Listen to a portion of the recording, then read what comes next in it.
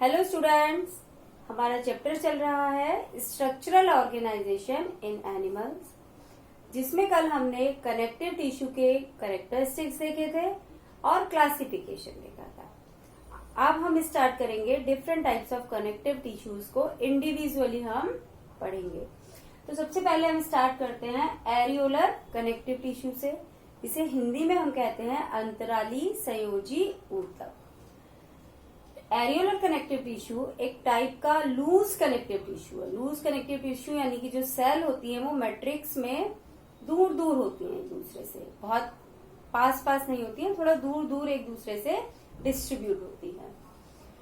और areolar connective tissue जो होता है मेनली स्किन के नीचे पाया जाता है, all around the skin, skin के नीचे सभी जगह पाया जाता है। और हम ये भी कह सकते हैं कि एपिडर्मिस के नीचे पाया जाता है। एपिडर्मिस हमारी ऊपर की कवरिंग भी होती है और नीचे की कवरिंग भी एपिडर्मिस होती है, तो यानी कि ये दोनों के ही नीचे पाया जाता है। एरियोलर कनेक्टिव टिश्यू में मेनली 3 टाइप्स की सेल्स होती हैं: fibroblast, macrophages and mast cell.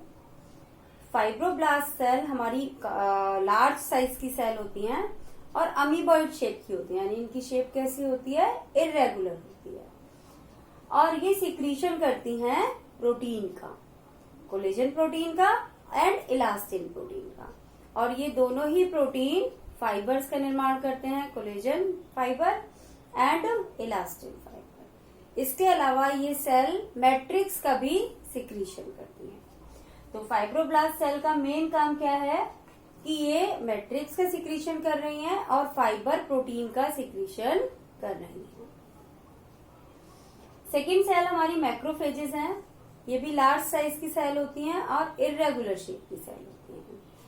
ये सेल बाहर से अगर कोई फॉरेन मटेरियल हमारी सेल के अंदर एंटर करता है, हमारी बॉडी के अंदर एंटर करता है, तो ये उसको फीड कर लेती हैं। तो इसीलिए फीड करने के बाद क्या करती हैं? अपना साइज बड़ा कर लेती हैं, इसीलिए इनको मैक्रोफेजेस कहा जाता है। जिस तरीके से WBC हमें प्रोटेक्शन प्रोवाइड करती हैं, मैक्रोफेजेस भी हमें प्रोटेक्शन प्रोवाइड करती हैं। तो उनका काम क्या है? To provide protection. Third type की सेल है हमारी मास्ट सेल। तो मास्ट सेल होती हैं, ये ओवल शेप की होती हैं, लार्ज सेल है लेकिन इनकी शेप कैसी है? ओवल शेप है। और ये 3 इम्पॉर्टेंट सब्सटेंसेस का सिक्रीशन करती हैं: histamine, heparin and serotonin. Histamine हमारा एलर्जिक रिएक्शन के टाइम काम आता है, मतलब एलर्जिक जब रिएक्शन हमारी बॉडी के अंदर कोई होती है तब ये सिक्रीट होता है। ये हमारी ब्लड वेसल्स को डायलेट कर देता है और एलर्जी के टाइम पे जो खुजली लगती है, जलन होती है और रेडनेस आती है, वो सब हिस्टामिन के कारण ही आती है।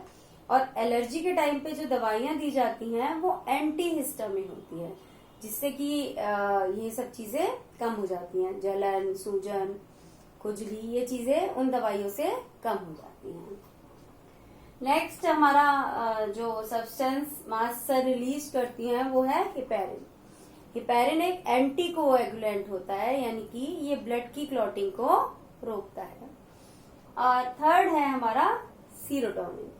सीरोटोनिन हमारा काफी सारे काम करता है और ये एक न्यूरोट्रांसमीटर की तरह भी काम करता है। न्यूरोट्रांसमीटर यानी कि ये नर्व इम्पल्स को एक जगह से दूसरी जगह ट्रांसफर करने में हेल्प करता है। यहाँ हमने डायग्राम बनाया है एरियोलर कनेक्टिव टिश्यू का, जिसके अंदर ये हमारी सेल है फाइब्रोब्लास्ट सेल, इनसे जुड़े रहते हैं फाइबर। ये फाइबर है हमारे कोलेजन फाइबर। जो कोलेजन फाइबर होते हैं वो बंडल्स में पाए जाते हैं और इनका काम है सेल को, बॉडी को, टिश्यू को स्ट्रेंथ प्रोवाइड करना। ये हमारी मैक्रोफेजेस हैं और जो मैक्रोफेजेस हैं उनका काम क्या है? फीड करना। कोई फॉरेन पार्टिकल बाहर से आ जाता है तो, यानी कैसी होती हैं ये? फेगोसिटिक नेचर की होती है, यानी भक्षकाणु होती हैं। बाहर से कोई रोगाणु हमारे शरीर के अंदर एंटर किया तो ये उसका भक्षण कर लेती हैं, उसको एंगल्फ कर लेती हैं। और तीसरी सेल है हमारी मास्ट सेल। ये हमने फाइबर दिखाए हैं, कोलेजन फाइबर, ये है हमारे इलास्टिन फाइबर। तो इस तरीके से ये हमारा, और यहाँ ये इसके अंदर ग्राउंड टिश्यू है हमारा मैट्रिक्स। तो ये हमारा डायग्राम है एरियोलर कनेक्टिव टिश्यू का। और एरियोलर कनेक्टिव टिश्यू के कार्य आपको पता ही चल गया है। तो ये स्ट्रेंथ प्रोवाइड कर रहे हैं, इलास्टिसिटी प्रोवाइड कर रहे हैं, प्रोटेक्शन प्रोवाइड कर रहे हैं, और ये 3 सब्सटेंसेस जो मास्ट सेल रिलीज कर रही हैं, तो एलर्जिक रिएक्शन करते हैं बॉडी के अंदर, एंटी कोएगुलेंट है यानी ब्लड को कोएगुलेशन से रोकते हैं, और न्यूरोट्रांसमीटर का भी काम करते हैं।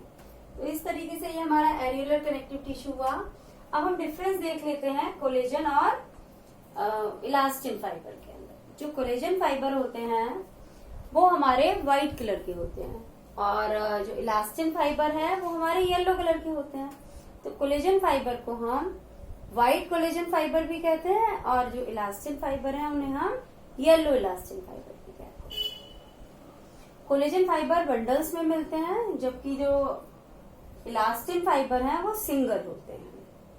कोलेजन फाइबर ब्रांच नहीं होते हैं, उनके अंदर शाखाएं नहीं निकलती हैं, जबकि जो इलास्टिन फाइबर है वो ब्रांच होते हैं। और इलास्टिन फाइबर इलास्टिसिटी प्रोवाइड कर रहे हैं, और कोलेजन फाइबर तो रिपेयर में हेल्प करते हैं। टिश्यू के अंदर अगर कहीं कोई डैमेज हुआ है तो वो उसकी रिपेयर में हेल्प करते हैं। इसके अलावा वो स्ट्रेंथ प्रोवाइड करते हैं।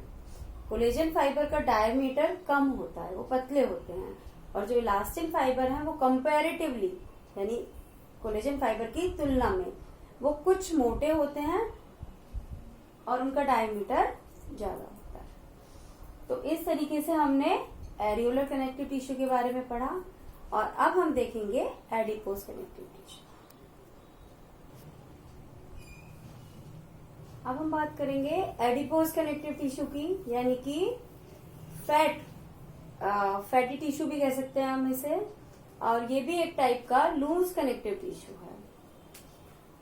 ये स्किन के नीचे पाया जाता है, और इसमें मेनली 2 टाइप्स की सेल्स पाई जाती हैं। मेन सेल इनके अंदर एडिपोसाइट्स होती हैं, यानी कि फैट सेल्स होती हैं, और ये लगभग जितनी भी सेल्स हैं उनका 90% भाग एडिपोसाइट्स होती हैं। और सेकेंड सेल हमारी फाइब्रोब्लास्ट है। ये 2 मेन सेल्स होती हैं इनके अंदर। फाइब्रोब्लास्ट सेल का नंबर काफी कम होता है, इसीलिए जो फाइबर होते हैं वो भी फैट सेल्स के अंदर कम होते हैं।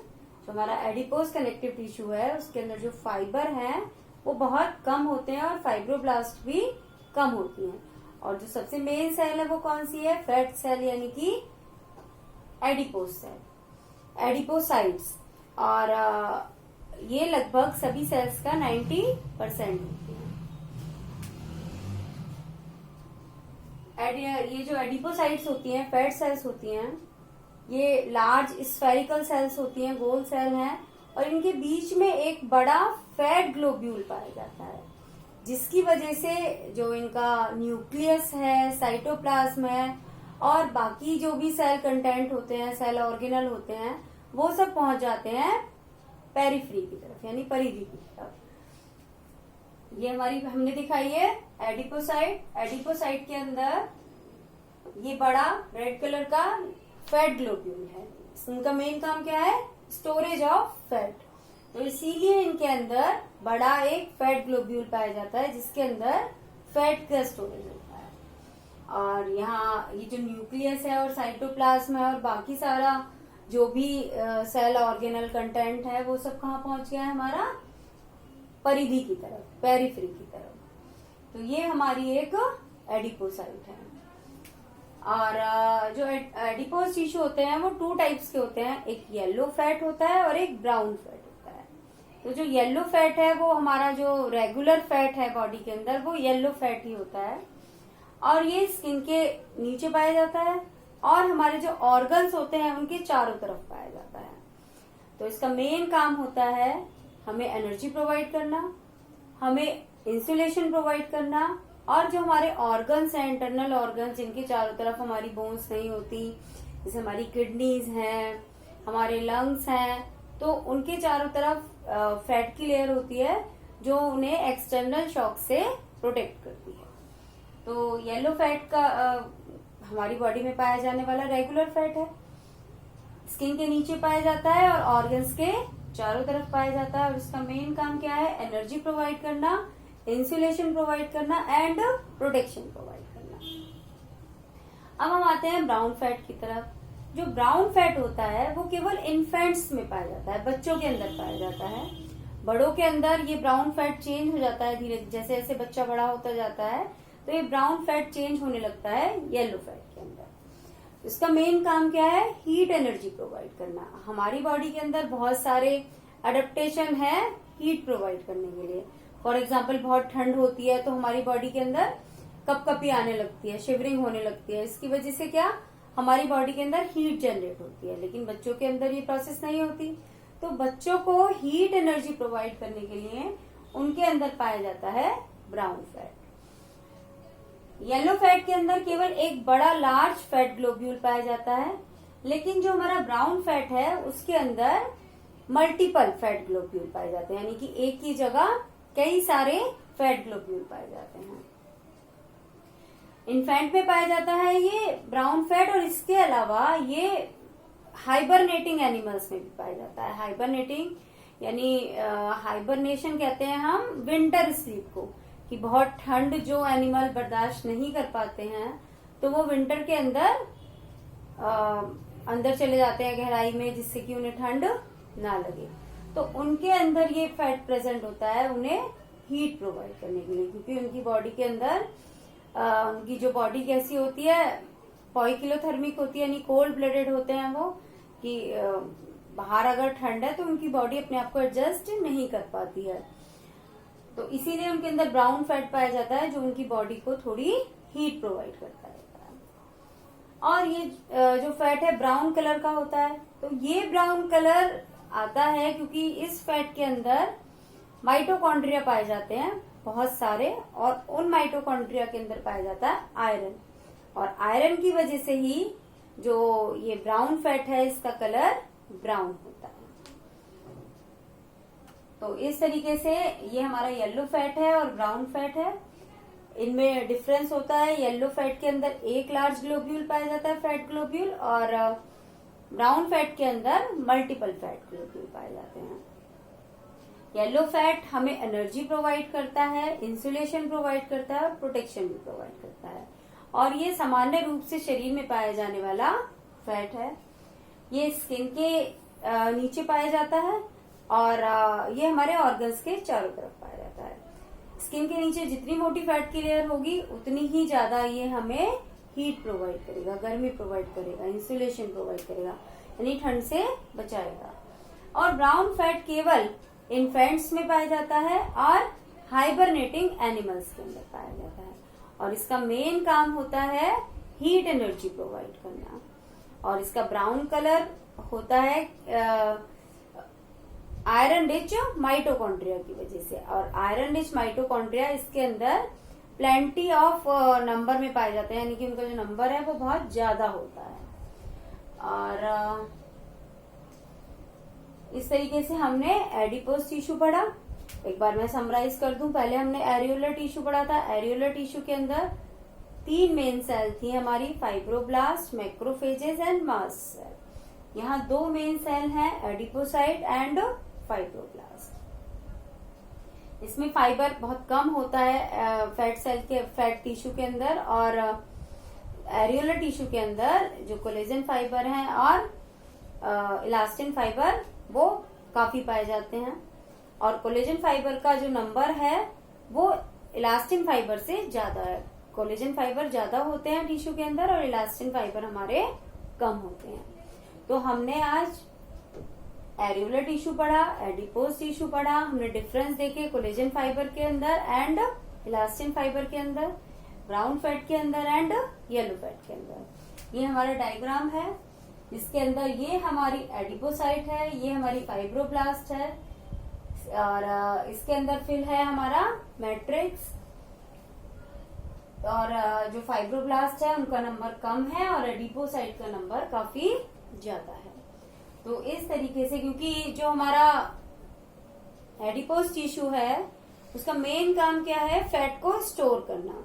तो इसीलिए उसके अंदर फाइबर्स कम होते हैं और एडिपोसाइट्स ज्यादा होती हैं। तो आपको ये आज हमारे लूज कनेक्टिव टिश्यू के टाइप पूरे हो गए हैं। आपको टॉपिक क्लियर हो गया होगा। वीडियो को देखिए, लाइक कीजिए, चैनल को सब्सक्राइब कीजिए। Okay, thank you and have a nice day.